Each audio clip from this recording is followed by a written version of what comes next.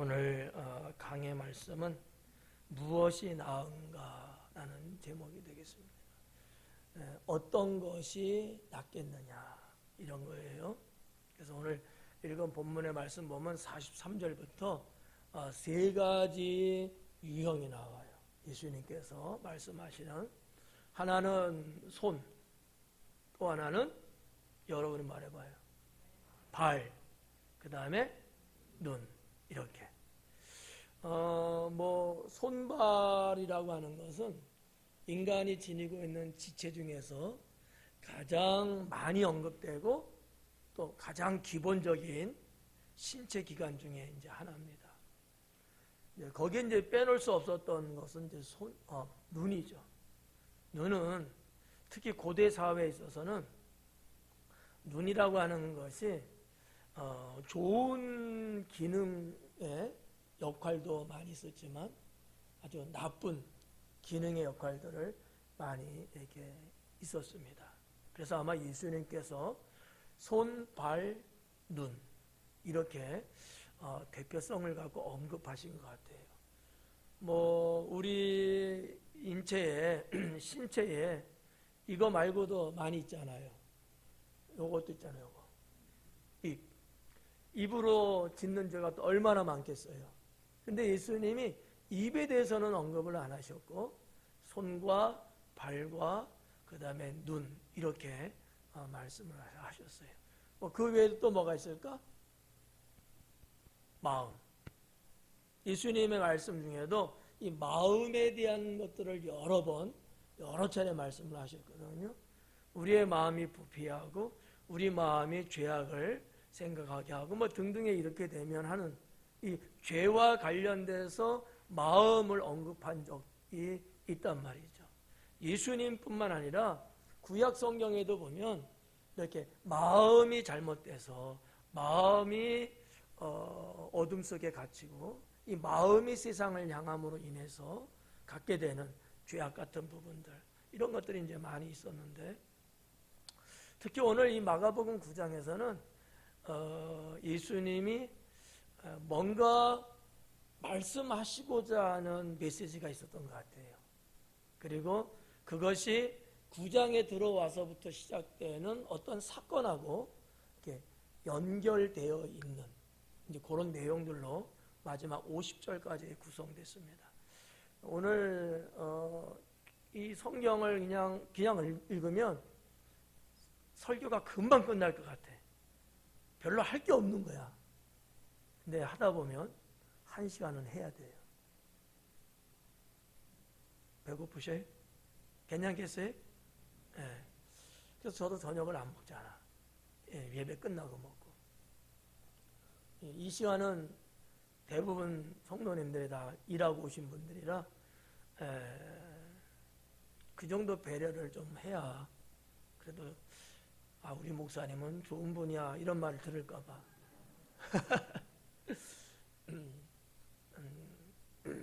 좀 분위기 좀 바꾸려고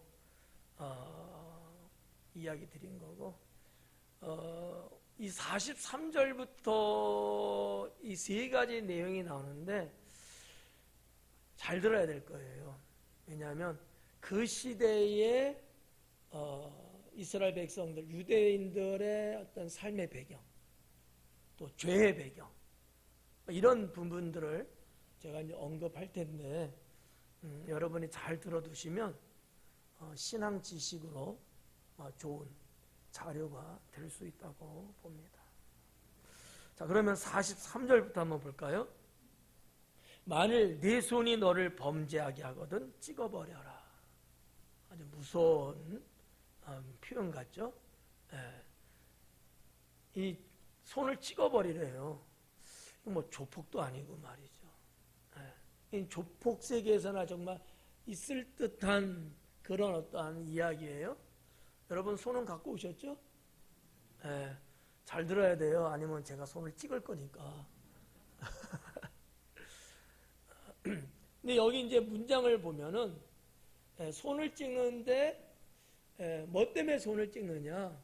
범죄하면 그래요. 죄를 지으면 손을 찍어버리라는 거예요. 찍어버리라는 것은 능동태 명령형으로 되어 있어요. 그러니까 명령이기도 하고요. 능동적인 거예요. 누가 뭐 그런 게 아니고 나 스스로 내 손을 찍어버려야 된다는 거죠. 근데 하나 문제는 뭐냐면 네가 범죄하면이에요. 여기 이제 43절에 그렇게 말해요. 네 손이 너를 범죄하면. 자, 손은 대체적으로 뭐예요? 물건을 잡는다든지, 그죠? 뭐 글을 쓴다든지, 주일날도 설교하면서 말씀드렸잖아요. 이런 여러 가지 기능이 있는데 죄하고 연결돼서 볼 때는 손으로 죄 짓는 경우가 다른 것에 비해서 훨씬 많은 것 같아요. 예를 들면 사람을 때린다든지 칼로 죽인다든지 남의 물건을 손대고 훔친다든지 뭐 이런 것들이겠죠. 근데 이 43절에서 예수님은 네 손이 너를 범죄하면이에요. 누구에 의해서 내가 범죄하는 그런 내용이 아니고 내가 내 손으로 죄를 짓게 되면 이런 얘기거든요. 여러분 어때요? 누가 저거 훔쳐봐 그런 경우하고 내가 판단해서 저 물건을 내가 훔치는 경우하고 어떤 게 많을 것 같아요? 살다 보면 만약에 훔친다면 여러분이 훔칠 리 없겠지만 훔친다면 내가 판단해서 훔치는 게 많을 것 같아요? 남이 훔치라니까 훔치는 경우가 많을 것 같아요? 내가 판단해서 훔치는 경우가 많겠죠. 좋으니까 갖고 싶으니까 유익할 것 같으니까 뭐 이런 등등 때문에 훔친단 말이죠. 그래서 하시는 말씀이야. 네 손이 그것 어떤 것들을 해서 범죄하면 그 손을 찍어버리라는 거예요. 어때요? 준비됐어요? 손 찍어버릴 준비. 손 찍어버릴 준비. 옛날에 보면 말이죠. 참 글쎄 그게 뭐 무식한 건지 무서운 건지 잘 모르겠습니다만은 옛날에 사형을 시킬 때 교수형을 하는 경우가 있었잖아요. 또 단두대에서 목을 내리치는 경우도 있고 또 화형을 시키는 경우도 있고 여러 가지가 있는데 끔찍한 그 사형 중에 하나가 몸의 어느 한 부분을 잘라내는 거라고 하는 거죠. 끔찍하죠. 물론 단번에 죽습니다. 뭐 옛날엔 총이 없었으니까. 그래서 끔찍하기도 하지만 고통을 덜 주고 어떻게 보면 깔끔하게 일 처리할 수 있는 게 신체 일부를 잘라내는 거라는 거죠. 물론 뭐 우리가 생각하면 끔찍하다 이렇게 볼 수 있지만 범죄자를 사형시키는 데 있어서는 법을 집행하는 데 있어서는 그런 방법들을 많이 썼다고 합니다. 왜요? 그거 갖고 계속 죄를 짓니까. 21세기를 살아가는 오늘날에도 어느 나라 또 그 나라에서의 어느 민족 부족에서는 여전히 범죄한 어떤 신체를 잘라버리는 게 지금도 있는 나라가 있다는 거예요. 여러분 혹시 뭐 좋아 보여서 남의 물건 훔쳤어요. 그러면 어떻게 해야 돼요? 손목 잘라버려야지. 그러면 못 집을 거 아니야. 아닌가? 그런 얘기예요. 그러니까 지금 예수님의 말씀의 의미는 뭐냐면 죄를 졌으니까 정죄하고 심판하겠다 이런 말씀이 아니고 그 죄 짓는 행위를 그만두게 하는 그런 의미가 강한 거예요. 손목 자르는 거 끔찍하잖아요. 거기에 주안점이 있는 게 아니야. 그만큼 해야지만이 죄를 끊을 수 있게 된다는 거죠. 죄의 심각성, 죄가 얼마나 무서운 것인가를 언급하시면서 이 죄는 결국 지옥이라는 것하고 연결시키고 계십니다. 그래서 43절에 있는 네 손이 너를 범죄하게 하거든. 네 손이 너를 범죄하게 한다. 마치 어떻게 보면 손과 나는 따로 노는 것 같아요. 내 손이 나를 범죄하게 만드는 거야. 예, 참, 이 우리나라하고 유대인들의 문장의 어떠한 그 구성이나 문법이 조금 틀려서 생소하게 들릴 수는 있습니다만, 나의 이 손이 나를 죄짓게 만들었다는 거야. 그럼 내가 죄 안 지려면 어떻게 돼요? 여러분 입으로 말해봐. 그렇죠, 잘라야지. 근데 여러분 자르고 있어, 안 자르고 있어요? 왜? 죄 짓고 있잖아. 아파서? 남의 물건 훔치는 건 안 아프고? 남을 때릴 때는 안 아프고? 그러니까 예수님의 이 말씀은 말이죠, 상당히 죄에 대해서 확고하게 죄지면 안 된다는 것을 언급하신 거예요. 그래서 찍어버리다라고 하는 이 단어 속에는 이제 그런 어떤 메시지, 또 한 번에 여러 번 나눠서 손을 찍는 게 아니고 단 한 번에 딱 해갖고 잘라버리는 거야. 그게 낫겠죠. 5번 쳐갖고 자르는 것보다. 얼마나 아프겠어, 5번 하면은. 이게 무슨 얘기냐면, 죄라고 하는 것은 확실하게, 확고하게 딱 한 번에 끝내버려야 된다는 거야. 이거 질질 끌면은 죄에 끌려다니고 죄 때문에 지옥에 가게 된다. 이런 말씀이거든요. 그래서 이 한 번에라고 하는 마치 수사적인, 숫자적인 개념이 이 찍어버리라고 하는 단어 속에, 문장 속에 있다라고 하는 거예요. 아무튼 예수님은 이 죄가 얼마나 무서운 거고, 죄가 얼마나 끔찍한 거고, 죄가 얼마나 끈질긴 것인가, 이거를 아시는 분이기 때문에 지금 제자들에게 이 말씀을 하는 거예요. 우리가 지난주에 이 제자들이 변화산에서 내려와갖고 자리를 이동해서 가버나움에 들어가서 어느 집에 들어가서 지금 대화가 지난주에 일어난 거거든요. 거기에 이어서 지금 43절에 가고 있는 거예요. 42절, 43절 이어서 하는 거예요. 우리가 이 1시간 안에 이 강해를 다 할 수 없기 때문에 제가 42절을 이렇게 선을 나눈 거지, 지금 같은 장소에서 지금 제자와 주님이 대화하고 있는 내용이에요. 그런 말씀인 거죠. 너의 손이 너를 범죄하게 하든 찍어버려라. 장애인으로 영생에 들어가는 것이 두 손을 가지고 지옥, 곧 꺼지지 않는 불에 들어가는 것보다 나으니라. 나으니라. 낫대요. 이거는 상당히 비교적인 거예요. 나으니라라는 것은 칼론이라고 하는 단어고 헬라어거든요. 이게 무슨 뜻이냐면 좋다라는 거야. 좋으니라. 근데 나으니라라고 했어요. 장애이지만, 손목은 없는 장애지만 천국 가는 것이 두 손을 다 가지고 지옥 가는 것보다는 좋은 것이다. 이런 얘기예요. 여러분, 하나님은 어떤 하나님이라고 고백을 하고 계시냐면 선하신 하나님 이렇게 말하잖아. 또 다른 말로는 좋으신 하나님 이렇게 말하잖아. 그때 사용되는 용어가 이 칼론. 원래는 이제 칼로스.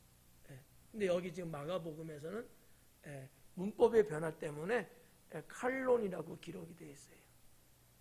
여러분 이제 뭔가 아시겠죠? 자, 제가 한번 제시해 볼게요. 손목, 팔, 뭐가 되든지 간에 잘라져 없어. 왜? 자꾸 손이가 안 돼. 그래갖고 자꾸 상습적으로, 습관적으로 자꾸 남의 물건 치고 툭 하면 때리고 막 말썽을 피우는 거예요. 그래갖고 에이 안 되겠다, 손목 잘라버려야지. 그거 잘라버렸어. 손목 없이 천국 가는 문제야. 근데 산지가 그러잖아. 아까 자르면 아프다고. 아프기 때문에 안 잘랐어. 그리고 계속 손 갖고 나쁜 짓 하는 거예요. 그리고 어디를 가요? 지옥에 갔어요. 여러분 생각에, 여러분 판단에는 어떤 게 좋을까?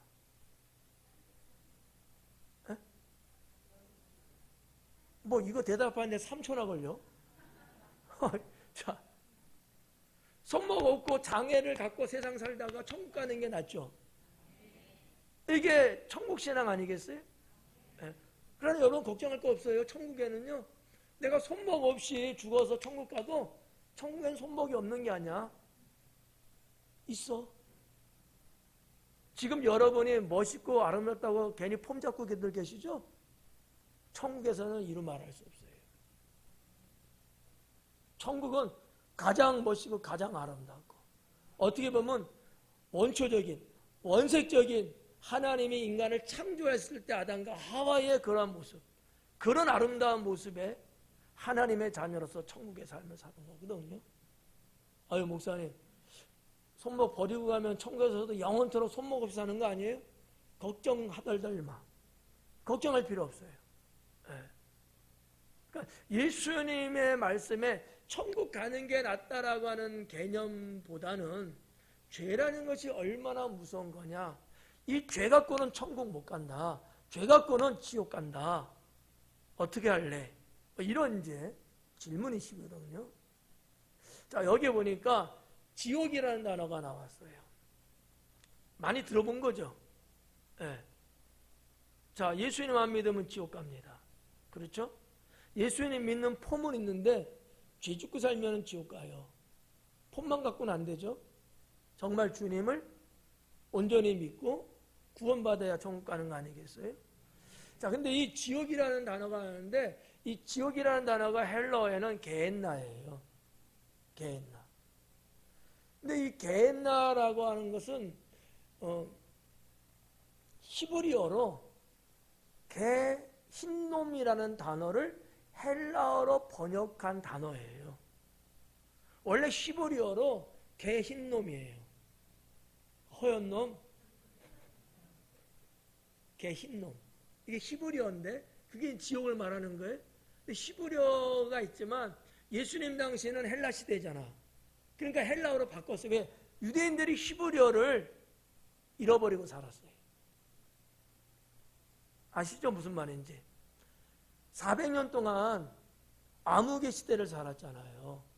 그러면서 자기들의 어떤 모국어라고 하는 히브리어 그들은 잃어버리고 살았어.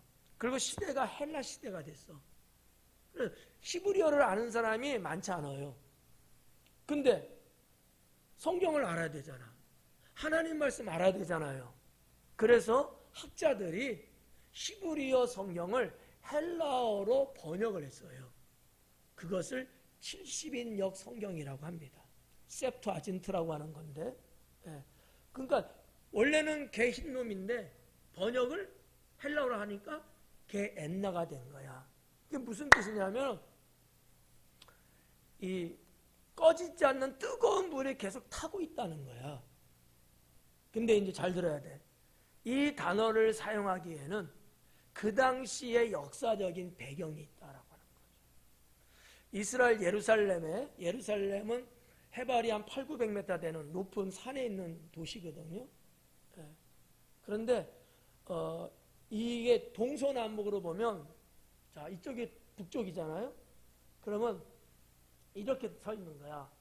북쪽은 저쪽에서 거의 평지와 같이 이렇게 예루살렘으로 들어갈 수 있어요. 반면에 동서남쪽은 계곡으로 돼 있어요. 그 이스라엘에 가게 되면 성지순례 하면은 마사다라는 데도 있거든요. 거기도 그런 식으로 돼 있어요. 유대인들이 마지막 항전했던 곳인데 이스라엘 나라가 주 70년에 멸망할 때에 마지막으로 도망가고 항전했던 곳이에요. 거기서 결국은 유대인들이 결국은 스스로 자결하고 다 죽죠.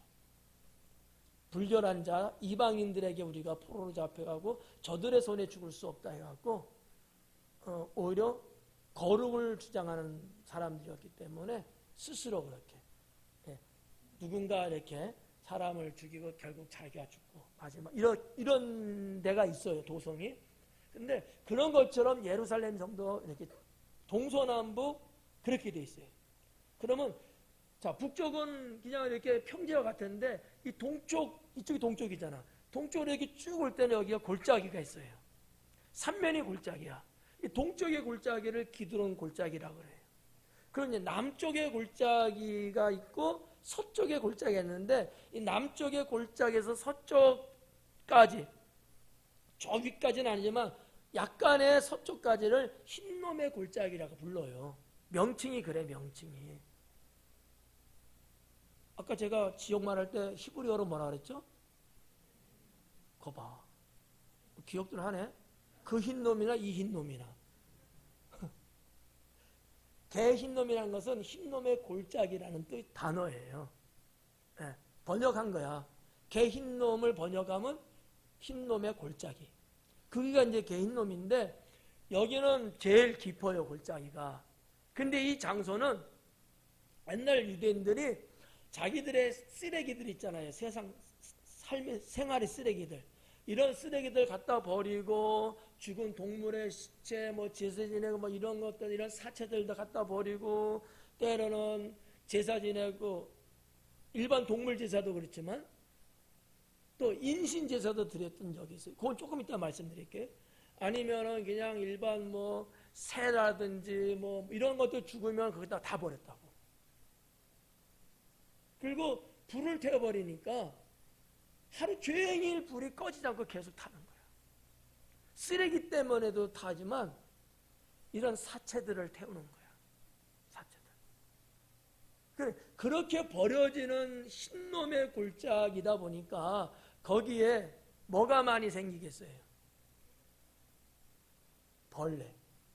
일명 구더기가 많아. 벌레가 많고 썩은 냄새가 나고 이런 장소야. 그래서 유대인들에게는요, 이 흰놈의 골짜기는 지옥이라고들 생각하는 거야. 지옥은 바로 저런 것이다. 이런 역사적인 배경이 있다는 거예요. 네. 이해 가시죠? 여러분, 지옥하면은 잘 이게 사실은 뭐 느껴지지 않잖아. 많은 분들이 지옥하면 대표적인 게 뭐야? 불타오르는 곳, 이렇게 많이 생각하잖아. 그 이 얘기가 어디서 나왔느냐? 이 흰놈 골짜기에 실제적으로 있었던 것을 가지고 이야기한 거라는 얘기예요. 네.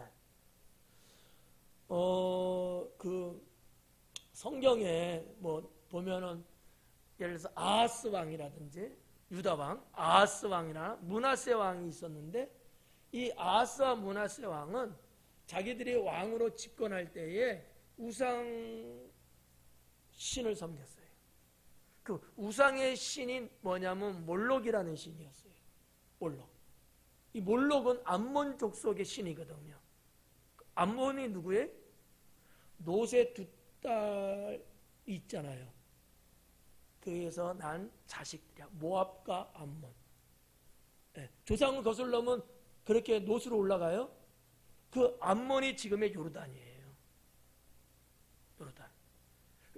그 지역, 그 백성, 그 민족들이 섬겼던 우상, 그게 몰록인데, 이 몰록 신에게 제사를 드리는 방법은 인신제사예요. 인신제사. 사람을 제물로 바치는 제사라는 얘기예요. 그것도 어린 아이들만 골라서 살아있는 아이들을 산채로 불태워서 제사를 지내는 거예요. 그게 어서 흰놈 골짜기에서. 흰놈 골짜기에서. 그러니 여러분, 사람이 살 타는 냄새, 이게 한 명 태워서 제사 지내는 게 아니고 때로는 여러 명, 뭐 1, 20명 막 이렇게 많이. 이게 뭐 말하기도 좀 끔찍합니다만, 사람이 화형을 시키듯이 불태우는데 이게 1, 20분에 끝나지 않아요. 하루 종일 불타오르는 거예요. 이런 광경을 저 위에서 내려다 봤을 때 끔찍한 거예요, 이게. 그걸 뭐를 연상한 거야? 지옥이구나. 지옥에 가면 저렇게 하나님 믿지 않고 간 영혼들이 불구덩이에서 저렇게 타 죽어가는 그런 모습을 생각하는 거죠. 예수님이 이 지옥을 지금 언급하시는 거예요. 제가 여러분께 다시 한번 물을게요. 자꾸 죄 짓는데 그거 잘라내지 못하고 지옥 가실래요? 죄 짓는 거 빨리빨리 속전속결 잘라내고 천국 가실래요? 자르는 일은 없어야 되겠지만, 그죠? 예. 예수님의 강조점은 죄라고 하는 거는 이렇게 자르듯이 잘라야 된다. 질질 끌고 아프다고 무섭다고 어쩌다고 자르면 그 다음에는 뭐 갖고 살지 뭐 이렇게 걱정하다 보면 죄를 계속 짓는 거예요. 우리도 어때요? 믿음으로 산다고는 하지만 죄 져야 안 져요? 죄 졌기 때문에 회개해야 안 해요? 그 다음에 또 뭐예요? 그러면 안 된다는 거예요. 그러면 안 된다는 거예요. 네. 그래서 성경에서 말하기를 잘라버리라는 표현을 한 거예요. 자르면 끝난 거잖아. 죄에 대해서는 이렇게 끝내버려야 된다는 거지. 아시겠어요? 네. 오늘 밤에 또 집에 가서 또 나도 잘라야지. 자르지 마요. 괜히 또 경찰이 수사 나온다 또. 예. 그 주님의 뜻이 뭔지 아시겠죠? 예, 예. 그렇게 여러분 좀 보시면 좋을 것 같고요. 43절은 정리를 그렇게 하겠습니다. 45절에 보니까 만일 네 발이 너를 범죄하게 하거든 그래요. 아까는 손, 이번에는 발이에요. 발이 나로 하여금 범죄하게 한다는 거야. 발이 범죄하는 경우가 뭐가 있을 것 같아요? 발이 나를 죄짓게 만든다는 거야. 어떤 경우일까요? 에? 아, 발로 찬다고? 비슷하네. 손으로 때리는 거. 그럴 수도 있지만 대표적인 게 뭔지 아십니까? 죄악이 있는 곳에 가는 거예요. 죄 짓는 장소로 내가 걸어가는 거야. 우상 숭배하는 장소. 성경에 그랬잖아. 꼭 내가 손으로 우상 숭배하는 것만 우상 숭배가 아니고 우상 숭배하는 자들이 있는 곳에 내가 들어가 있는 것도 우상 숭배 동참하는 거라고. 발은 뭐예요? 주 목적이 걷는 거잖아. 걷는 거. 어디를 향해서 움직이는 거. 그때 발을 사용하지 않아요? 네. 우리가 잘 생각해 봐야 돼. 내가 하루를 살면서 가는 장소가 도대체 어딘가? 내가 어떤 사람들 있는 곳에 나는 걸어가고 있는지, 나는 지금 무슨 일이 벌어지고 있는 곳에 내가 걸어가고 있는지, 여러분의 발 관리를 잘 하셔야 돼요. 눈으로 볼 때 좋아 보여요. 성경에 누가 그랬대요? 그렇지. 역시. 노시 요단 들판을 쳐다보니까 그렇게 황금 물결이 이루고 그렇게 아름다운 곳이래잖아. 비옥한 땅. 사실이거든요. 그래서 어떻게 했대? 산지야? 뭘로 갔대? 그렇지. 발로 걸어갔대잖아. 물구나무로 갔을까? 손으로? 아니란 말이야. 이 발의 기능은 그런 거라는 거죠. 그러면 주님이 이 발을 언급했을 때는 하나님 믿는 성도들이, 하나님 자녀인 백성들이 과연 이 발로 어디를 가야 되냐라는 거야. 여러분들 뭐 잘 알고 있고 여러분들도 그렇게 살고 있듯이 하나님 계신 곳, 주의 성전, 거룩한 곳, 은혜가 있는 곳, 성도들이 모여있는 곳 등등 이런 선한 곳에 가는 게 맞잖아요. 근데 어떤 이들의 발은 그렇지 않고 죄 짓는 곳을 향하여 가고 있다는 거지. 저기 죄 짓는 사람들이 있는데 거기에 한번 끼어고 싶어갖고 말이야. 거기에 걸어가는 거지. 가지 못하도록 발을 잘라버리는 게 낫다라는 거지. 예. 여러분 잘 알고 있는 일화가 있잖아요. 김유신 장군의 애마를 목을 쳐서 죽였던 사건. 예. 알고들 계시죠? 모르면 산지한테 가면 잘 알려줄 거예요. 산지는 바삭하게 알더라고. 그러라는가. 그리고 다시는 기생집에 가지 않는 김유신 장군이잖아요. 그러니까 우리가 하나님을 믿으면서 죄인지 뻔히 알면서 그래서 회개했어. 그럼 다시는 그와 같은 죄를 안 져야 되잖아요. 또 짓는 겁니다. 이러면 된대요. 그렇죠? 아니에요? 근데 왜들 그렇게 살까? 잘라보질 않아서 그래. 하나만 잘라봐, 하나만. 그 다음부터는 절대 안 할 거야. 하나 잘라봤기 때문에. 왜? 또 하면 하나, 나머지 하나 또 잘라야 되거든. 어떠실래요? 자르시고 갈래요? 안 자르고 잘하실래요? 그래야죠. 죄에 대한 예수님의 철저한 관리를 우리는 오늘 본문에서 보게 됩니다. 저는 여러분께 좀 당부하고 싶어요. 물론 사람이기 때문에 때로는 연약하고 때로는 무지해서 죄 짓긴 합니다만 죄에 대해서 여러분 좀 대항하는 힘을 키우셔야 돼요. 네. 죄하고 정말 멱살 딱 잡고 싸울 수 있는 힘을 기르셔야 된다는 거예요. 혹 어떤 이들은요, 너무 쉽게 죄를 져. 너무 쉽게, 너무 편하게 죄를 져.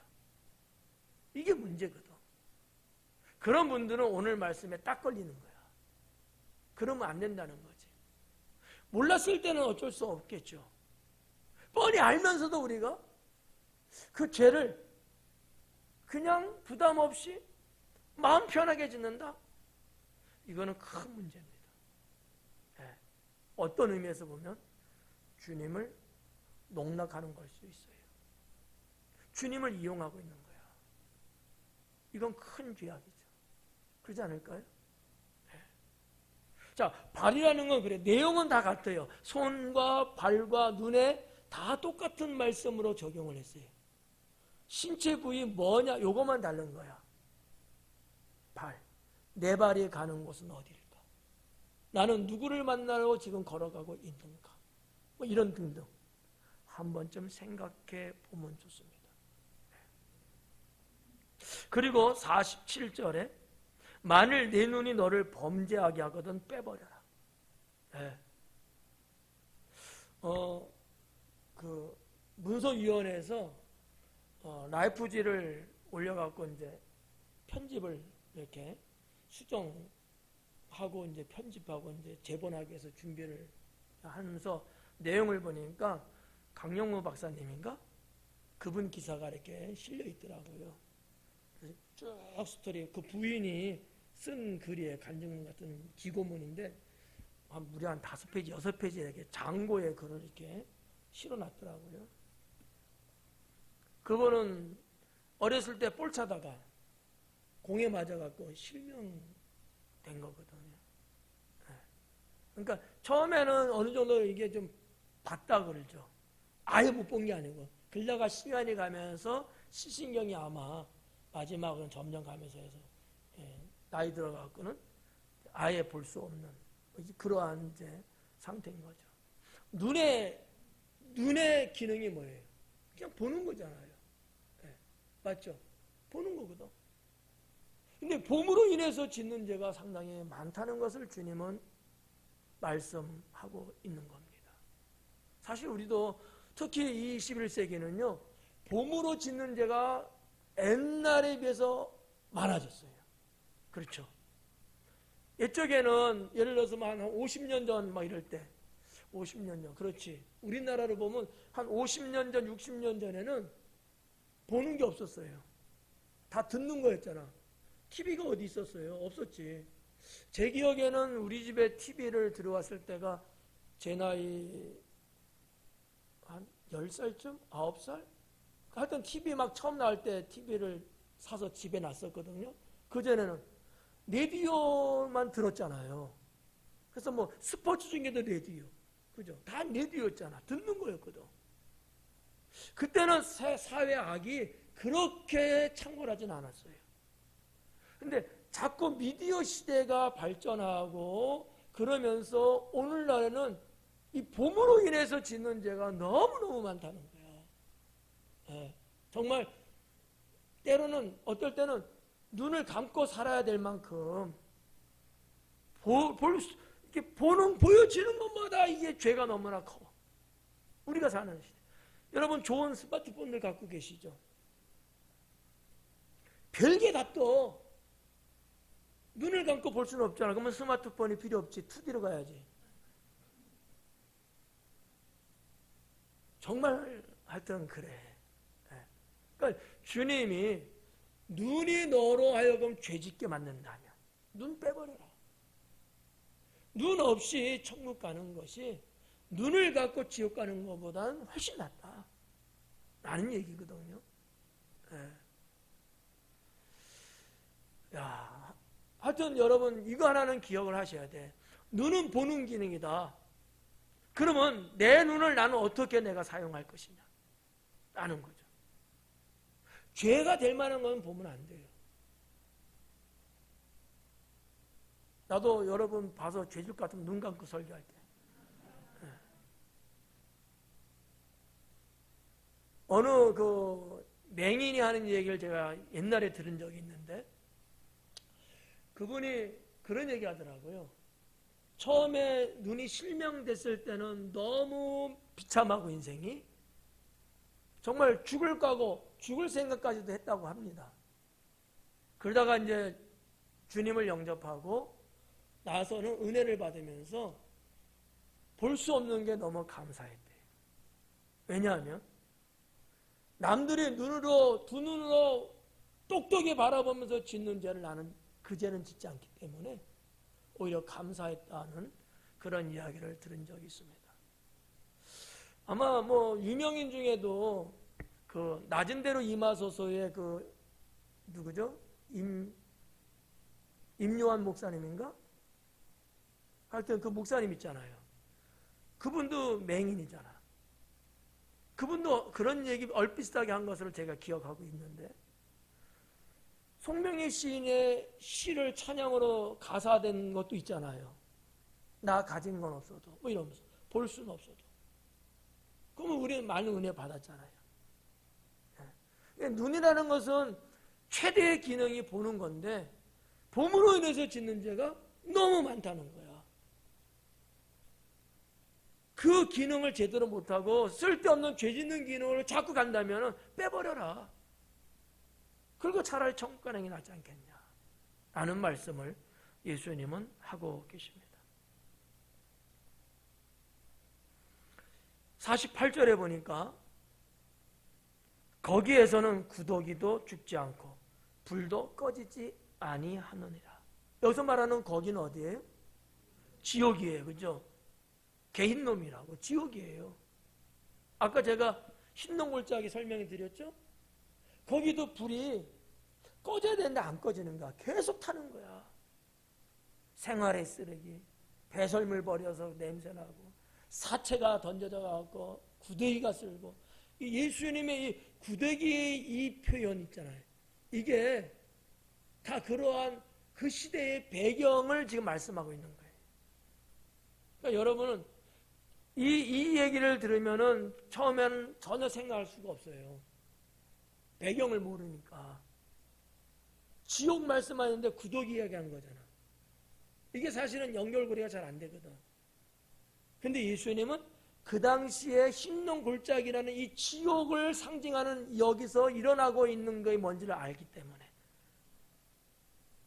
동물의 시체고 재물의 시체고 사람의 시체고 득실득실하게 버려지고 그러니까 거기에 구더기가 쓸고 거기에 벌레가 쓸고 막 그랬던 것을 주님이 지금 이렇게 언급하신 거예요. 우리는 몰라 뭔지. 근데 유대인들은 알아요 몰라 이 말을. 대번에 알아듣는 거지. 왜? 자기들의 환경, 자기들의 생활이니까. 이해가시죠? 네. 그러니까 여러분은 이렇게 지금 성경 말씀의 배경을 하나 들으신 거예요. 네. 자, 그래서 이 구더기가 죽지 않고 불도 꺼지지 않는다. 이 흰놈의 골짜기에서 실제적으로 일어나고 있는 것을 주님은 언급하셨다. 이렇게 보시면 틀림없습니다. 그러면 지옥은 아닌데 흰놈 골짜기 그래서 그렇게 말씀하는 거냐? 그건 아니에요. 정말 지옥은 흰놈 골짜기보다도 더 심각하고 더 무섭게 구더기와 꺼지지 않는 타오르는 불로 인해서 지옥 간 자들은 해를 받고 있는 것이 영원토록. 자, 49절 볼게요. 사람마다 불로서 소금 치듯함을 받으리라. 사람마다 불로서 소금 치듯함을 받는다. 자, 소금을 친다라는 표현을 했어요. 소금 친다. 소금 어떻게 쳐요, 여러분? 한번 표시 한번 해봐. 표현 한번 해봐요. 장로님 해봐. 예. 이래? 이러면은 소금 이러면 다 튀게? 안 해봤구만. 산지는 어떻게 해? 소금 어떻게 했죠? 비슷하다 그거는. 소금 이렇게 치잖아요, 그죠? 뿌리잖아. 뿌리는 건데 성경에서는 뭐라 친다라는 표현을 쓰고 있어요. 다르죠. 네. 친다는 거면 치는 거야. 소금을 사람한테 뿌리는데 이거를 어떤 뉘앙스로? 때리는, 친다는 뉘앙스로 갖고 있는 거예요. 이번 우리나라에서 LH 땅 사건 터지면서 여러분 뉴스들 보셨죠? 그 농민들이, 그쪽 농민들이 LH 공사 건물 앞에 가서 뭐 했어요? 데모하면서 뭐 뿌려요? 고추 뿌리고, 그죠? 소금 뿌리고 그랬잖아. 그러면 발랐어, 이렇게? 야, 여기 잘 있어라. 소금 갖고 막 치더라고. 맞죠? 예. 그 소금 맞아서 죽지는 않아. 그러나 상징적 의미는 죽은 것 같은 거야. 특히 우리 한국 사람들에게 있어서는 그렇죠. 네. 한번 와봐요. 소금 좀 가져와봐, 부엌에서. 제가 한번 얼굴에다 막 이렇게 쳐버릴게. 이거는 속된 말로 말하면 저주에 가깝고요. 심판에 가까운 표현이에요. 근데 지금 여기 보니까 소금 치듯 한다는 거야. 뭐가? 불로써. 예, 불로써 소금 치듯함을 받으리라. 소금으로 쳐서 맞아도 따갑고 쓰리고 아플 텐데 불로 치는 거야. 불로. 여러분 불에 맞아본 경험들 있으세요? 민우는? 없어? 다행이다. 역시 여러분 막 산불같이 큰 불 날 때 불 속에서 불이 때려 이런 어떤 경험들 있어요? 없겠지. 있었으면 죽었게. 여러분 그 화막, 그 화력이 얼마나 무서운지 아십니까? 살이 막 따갑고 쓰리. 저는 죽진 않아서 감사한데 경험이 있어. 산불 끄러 갔다가 산불에 갇혀서 그 바람이 오면서 살을 때리는데 엄청나게 따갑고 뜨겁고 아프고 그런지 뭐 옛날 얘기입니다만 군에서 군 부대 고지에 산불이 나가고 말이죠. 그거 끌어갔는데 막 그 억새불하고 이 습이 막 4m 5m 이렇게 막 높아요. 풀인데 왜냐하면 민간인 출입 금지거든. 지뢰가 매설되어 있는. 그러니까 뭐 사람이 안 들어가니까 제거도 안 해요. 근데 그게 불이 나가고 그거를 끌어 다 출동을 했는데 갇힌 거야. 연기가 막 오고 그냥 바람이 오니까 이 불길이 확 치는 거야. 그냥. 그때 실려간 사람이 한두 개 아닙니다. 그렇더라고. 뭐 하여튼 뭐 그런 거죠. 이 불로써 소금 치듯 때린다는 얘기야. 무슨 얘기예요? 지옥에서 당하는, 지옥에서 겪는 고통이 어마어마하게 크다는 얘기입니다. 그냥 여러분 모닥불 피워놓고 모닥불 피워놓고 이런 거 아니야. 지옥은 그런 건 아니에요. 무슨 캠프파이어 아니에요. 불에 태워지는 끔찍한 곳입니다. 예수님이 그거를 뭘로 표현한 거예요? 소금 치는 거로 표현을 한 거거든요. 자, 아무튼 이런 예수님의 표현의 의도가 있다라고 하는 거죠. 그러면 우리가 이제 소금을 보면 50절에 소금은 좋은 것이라되 만일 소금이 그 맛을 잃으면 무엇으로 이를 짜게 하리요? 너희 속에 소금을 두고 서로 화목하라 하시니라. 아멘.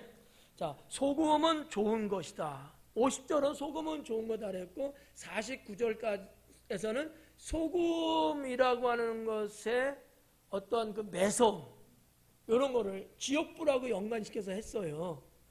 그래서 이 부분을 좀 더 명쾌하게 좀 알려고 여러 주석을 봤어요. 책들을 여러 사람들의 주석서를 봤는데 다 뭐 똑같은 말 썼더라고. 근데 제가 생각하는 건 좀 달라요. 그분들은 뭐 소금이라는 것은 정화를 시키고 또 방제를 해주고 맛을 내게 해주고 좋은 쪽으로 마치 거룩에 가까운 프로 이야기를 했어요. 근데 저는 그렇게 보지 않아요. 소금만 보면 그런데 지옥을 말씀하시면서 지옥불이 때리는 것이 마치 소금이 때리는 것처럼 말씀했기 때문에 이 말씀과 50절에 소금이 좋은 거라는 것은 사실은 거리가 멀다라는 거죠. 불도 좋은 거예요. 불도 불순물을 태워버리잖아요. 근데 그 불이 지옥에서는 어떤 불이에요? 영혼을 태우는 불이란 말이죠. 근데 50절의 이 소금은 어떻게 보면 49절까지에 있는 그런 거하고는 좀 동떨어져 있는 독립된 말씀으로 보는 게 훨씬 정확하다라고 생각할 수 있다는 거죠. 그 부분은 이제 설명해 드릴 거예요. 한 10분 정도. 자, 한번 볼게요. 50절에 소금은 좋은 것이로되 만일 소금이 그 맛을 잃으면 그래요. 자, 소금의 주된 역할이 뭐예요? 맛내는 거죠. 그죠? 소금은 맛내는 거잖아. 그럼 우리가 이 소금의 맛을 낸다고 하는 예수님 말씀의 의미가 뭐냐라고 봤을 때에 하나는 본분이에요. 성도로서의 본분, 사람으로서의 본분. 무슨 말인지 아시겠죠? 본분은 뭐예요? 마땅히 해야 될 의무나 책임 이런 게 본분이거든요. 쉽게 말하면 그런 것이 있었는데 그런 것을 하지 못하면, 자, 예수님 계십니다. 예수님 제자들이 있습니다. 제자들은 뭐 해야 되는 거예요? 예수님 제자로서 마땅히 해야 될 의무와 책임 같은 게 있잖아요. 근데 마가복음 9장에 들어가서 예수님 변화산에 올라갔다 내려오시고 내려와서 그들이 뭐 하고 있었던 거예요? 지난주에 말씀드렸는데 누가 더 크냐 싸움질하고 있었단 말이에요. 자, 예수님을 모시고 복음 사역을 해야 될 제자들이 지금 내가 크다 네가 크다 싸움하는 게 본분일까요? 아닌 거예요. 틀린 거죠. 이거를 여러분은 보셔야 돼요. 맛을 잃으면 안 된다는 거죠. 그 맛이 뭔데? 본분이에요. 저는 목사입니다. 목사는 목사의 본분이 있어요. 제가 목사로서요, 내가 해야 될 일이 있잖아요. 의무와 책임이 있죠. 이거 나 몰라라 하고 엉뚱한 데 다니고 막 그러면 여러분 볼 때, 야, 우리 목사님 최고다, 최고. 활동량 최고야. 이렇게 칭찬해 주시겠어요? 아닐 거란 말이야. 내 편이 다 떠난다니까. 본분을 잘 수행해야 어떠한 조직, 즉 교회도 별탈 없고 성도들도 양육되고 그럴 거 아니겠어요? 그래서 이 맛이라고, 소금에 있어서는 맛은 성도에 있어서 본분과 같은 거야. 또 하나는 역할이에요. 소금의 역할이 있잖아요. 성도의 역할이 있어요. 저의 역할, 장로님 역할, 집사님들 역할들이 있어요. 이거는 본분하고는 달라. 본분은 당연히 해야 되는 거고 역할은 꼭 해야 되는 건 아니지만 내가 어떠한 것을 한다라는 동사적 의미가 있는 거예요. 이 두 가지를 여러분 생각해야 합니다. 소금의 맛이 있다면 우리 성도는 소금과 같은 그런 역할, 그런 본분을 지키며 살아야 된다라는 거죠. 넘어가서 자, 너 그 맛을 잃으면 무엇으로 짜게 하리요? 그렇지. 소금의 맛을 잃는다. 이게 상상이 가요? 여러분들 사용하는 소금은 어때요? 맛? 소금으로서의 기능적인 맛 있어요, 없어요? 있죠. 그러면 그 기능적인 맛이 없는 소금도 있어요? 에? 없죠. 있을 수가 없어. 있으면 팔 수가 없어. 시중에 파는 거는 다 소금으로서의 기본적인 기능인 맛을 내는 게 다 있단 말이지. 그러니까 지금 우리의 현대 사회로 이 말씀을 보면 조금 이상하게 들릴 수도 있어요. 그런데 예수님은 왜 그렇게 말씀했을까? 예수님, 당시나 그 이전 시대에는 맛을 내지 못하는 소금도 있었다라고 하는 겁니다. 오늘날 시대는 그런 소금 없잖아. 그죠? 천일염이든, 그죠? 구운 소금이든, 등등등 소금이든, 다 나름대로 맛을 내잖아. 근데 예수님은 맛을 잃으면, 맛을 내지 못하는 소금이라면, 이런 얘기거든요. 그럼 왜 그랬을까? 한번 들어보실래요? 한 두 가지만 말씀드릴게요. 옛날 고대 사회의 소금, 그 실체를 밝히다. 이럴 때는 웃는 거야. 아유, 진짜. 하나는 암염이라는 게 있어요. 들어보셨죠? 오전 예배랑 똑같다. 없는 것 같네. 암염은 뭐냐면 소금 돌이에요. 소금인데 돌이야, 돌. 돌이야. 진짜 돌이야. 근데 소금이야. 이런 암염이 세계 곳곳에 있습니다. 우리나라는 제가 잘 모르겠고 중국 산동성인가 어디 저쪽에 동북삼성 그쪽인가는 옛날에 이 암염이 그래서 많이 생산됐어요. 우리나라 신라시대인지 조선시대인지 그래갖고 이것을 수입하는 이런 물물교환 같은 교육도 있었던 거로 제가 역사 속에서 본 것 같은데, 왜냐하면 사람이 식생활 중에서 소금이 없으면 안 된다고 그러잖아. 무기보다 더 무서운 게 소금이래요. 네. 소금이 없으면 사람은 죽습니다. 과다하면 오히려 병 걸리지만, 네. 우리 인체에 소금이 필요하다는 얘기예요. 그래서 소금이 없었던 적이 이조시대 때도 있었다고 하거든요. 그래서 난리 났다는 거죠. 소금을 구해와라. 네. 그래갖고 사람들을 파송하고 소금을 백방으로 찾고 외국에 나가서, 그 중에 하나가 이제 아마 중국으로 기억을 하고 있는데, 암염. 이스라엘에도 가면 사해바다, 딴 데는 제가 모르겠어요. 뭐 딴 데서 발견한 적은 없고, 사해바다 그 근방 주변에 이렇게 어느 정도 이렇게 돌산으로 이렇게 구성 좀 돼 있거든요. 근데 그 돌들이 암염이야. 그래서 제가 이만한 거 주워다가 깨갖고 맛을 봤는데 짜더라고. 돌이야, 돌. 네. 검증하려면 가봐요, 한번. 근데 우리가 식용으로 먹는 소금과 정도의 염도가 있고 그런 건 아니야. 그러니까 그렇게 쓸 수는 없겠죠. 자, 아무튼 그래요.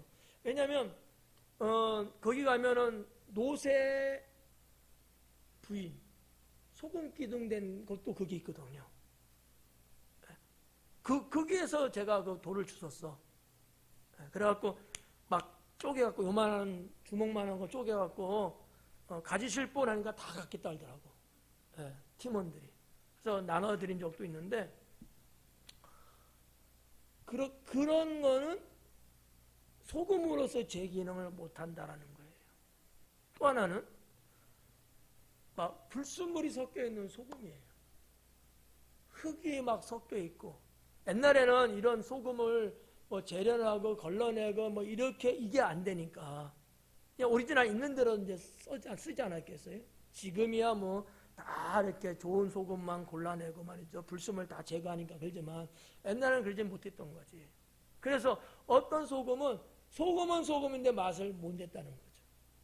그러면 어떻게 해요? 그래도 소금이니까 집에 싸나요? 여러분 어떨 것 같아? 버려야지 당연히. 버리는 게 똑똑한 거야. 버렸어. 마당에 버렸어요. 길가에. 지나가는 사람이 밟으면 소리 날 거 아니야. 그게 성경 말씀에 기록된 내용들이에요. 소금이 만일 맛을 잃으면 버려지고 버려진 소금은 사람들에서 밟힐 뿐이니라. 성경 말씀이잖아요. 이 말씀이 그냥 한 말씀이 아니고 그 시대에 실제 있었던 거를 문장으로 표현한 거예요. 오늘 여기 50절도 마찬가지입니다. 50절도. 소금인데 소금이 맛을 잃으면 된다 안 된다? 안 된다. 성경에서 자 성도들을 뭐라고 표현했어요? 너희는 소금이니 너희는 빛이니. 여러분들은 소금이래요. 근데 소금인데 맛을 못 내. 어떤 경우에요? 불순물이 껴있으면. 죄악이라는 불순물이 껴있으면 성도는 맞는데 성도의 맛을 못 내요. 그렇겠죠? 아멘 같은 건 뭘까? 성도는 성도인데 온전한 성도가 못된 거야. 그러니까 맛을 못 내지. 그래서 찌그락찌그락 하는 거야. 그런 말씀이에요. 그러니까 여기 이 50절의 말씀을 여러분이 잘 생각하셔야 돼. 맛을 잃으면 무엇으로 짜게 하려? 짜게 할 방법이 없지. 그리고 그 뒤에 나오는 게 뭐예요? 너희 속에 소금을 둬라. 너희 속에 소금을 둬라. 자, 너희 곳간에 소금을 둬라. 이게 아닙니다. 너희 속에 이랬어요. 말하는 그 속은 어디에? 그렇죠. 마음이죠. 너희 마음 안에 소금을 둬라. 라는 거예요. 좀 연결이 되죠. 네. 너희 마음 안에, 너희 삶 안에 소금을 둬라. 라는 거죠. 아까도 말했지만 소금은 맛을 내기도 하고 정화작용도 해요. 때로는 절여서 병균도 죽이고 오히려 생명을 살리기도 해요. 우리의 마음에 소금을 두라는 거야. 소금. 네. 그럼 왜 예수님이 이런 말씀을 하셨을까?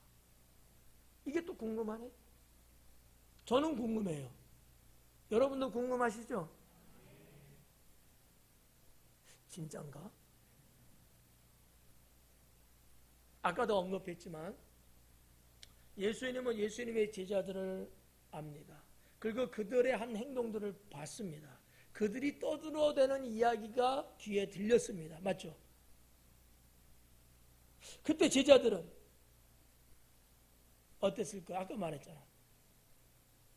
제자로서의 맛을 못 내고 있었어요. 뭐 했어요? 서로 다퉜어요. 내가 예수님의 수제자야. 내가 예수님한테는 내가 최고야. 이렇게 자기를 교만으로 빠뜨리는 죄를 범하고 말고 있었어요.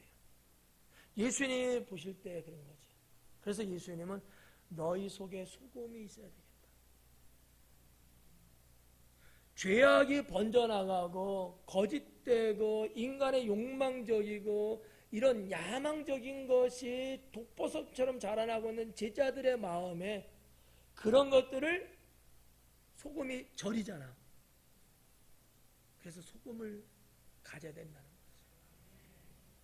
막 자라나고 우후죽순처럼 일어나는 죄악, 이것을 죽이기 위해서는 심령 안에 소금이 있어야 되겠구나. 너희 안에 소금을 둬라 라고 말씀한 거예요.